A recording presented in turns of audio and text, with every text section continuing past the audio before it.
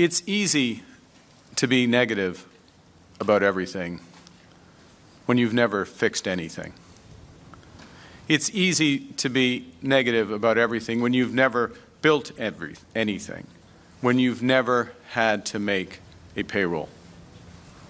But negative slogans aren't solutions. Anger isn't action. Division isn't strength. Negativity won't win a trade war. Negativity won't pay the rent or the mortgage. Negativity won't bring down the price of groceries. And negativity won't make Canada strong. Nous avons vu où la négativité et la division ont mené les États-Unis. Nous sommes plus forts quand nous sommes unis. Ils vont s'affaiblir parce qu'ils ne le sont plus. Alors, unissons-nous en cette période de crise. I love Canada. Our country has given me everything. I stood up in Edmonton 2 months ago, and I'm standing here today because I want to give it all back to Canada. So that every Canadian kid, whether they're growing up in Nanaimo or Montreal or St. John or Scarborough or Inuvik, has the same opportunities that I had, the same hope, the same confidence in a brighter future. It's time for all of us to come together and be strong. So I'm asking for your vote so we can be Canada strong. Un Canada fort. Vive le Canada. And with that, I'd be pleased to take your questions. Thank you, Prime Minister. We'll begin our question period. We'll take 15 minutes of question, one follow-up. Merci. On va prendre 15 minutes de questions, une question et une question suivie. Première question.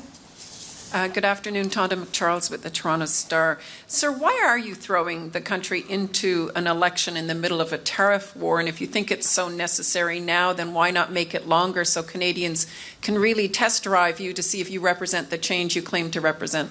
Well, a couple of things, Tonda. First is that we have put in place a tremendous amount of change in the 9 days that I have been Prime Minister. That includes changes to taxes, including the announcement today of a middle-class tax cut. But very importantly, we put in place protections for workers. So we made a commitment right from the start that we would use all revenues from retaliatory tariffs to protect our workers. And we put in place changes to the EI system in order to do that. I note that Mr. Poilievre has taken that money and said he will use it for a tax cut. Doesn't care about workers being in place. We put in place protections for businesses through this period. We have shown the scale of our ambition in terms of creating what Canadians have asked for. And I've heard this time and time again across this great country. Canadians want one Canadian economy, not 13. They want us to break down those barriers. So we brought together the first ministers, the premiers of the provinces. We hammered out a consensus about achieving that. We're picking up on the model that Nova Scotia and others have put in place. We're making a commitment at the federal level to legislate the removal of all these barriers by Canada Day so we can have free trade by Canada Day. So we've done a lot. I could go on, but we've done a lot in the 9 days to put in place many of the foundations. But what's important is that the government has a mandate from the Canadian people to finish the job of building that Canadian economy, to finish the job of diversifying our trading partners, and to have a strong mandate to stand up to Donald Trump and the Americans and negotiate the best deal for Canadians. And that's what I will do. After that meeting Friday night, you said you linked Pierre Poilievre's Conservatives to Elon Musk and Donald Trump's approach to cutting taxes, regulations, foreign aid. Mr. Poilievre's just staked out his own platform pitch to Canadians right now, today saying that he will stand up to Trump, that a liberal's still just a liberal. So on what basis can you fairly compare the Canadian Conservatives to Trump-style Republican Conservatives? Well, first, the comparisons are quite easy.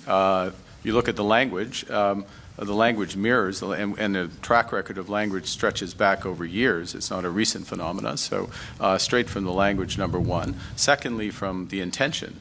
So Elon Musk stands up and says, and the Trump administration eliminates foreign aid. Within a few days, Pierre Poilievre flies in and out of Nunavut and says, I'm going to eliminate foreign aid. By the way, doesn't talk to the Premier, doesn't talk to local Indigenous leaders while he's there, not our approach, obviously. So a series of words plus proposals which are uncannily familiar with the proposals of the Trump administration. Very different from our approach, very different from an approach, for example, to building a housing market, both offering much greater supply, very different from our approach. I'll give you one last example because I know there's a long lineup of questions. Today, we announced that we are going to expand dental care.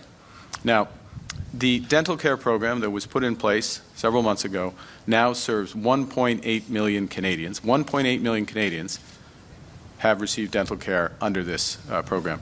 These are people who could not afford dental care previously. Pierre Poilievre pretends they don't exist. We've just expanded the potential pool by another 4.5 million Canadians who also are in that situation. That is a very different approach to Canada. That's a Canada that brings Canadians together, protects all, and that's the Canada we're offering.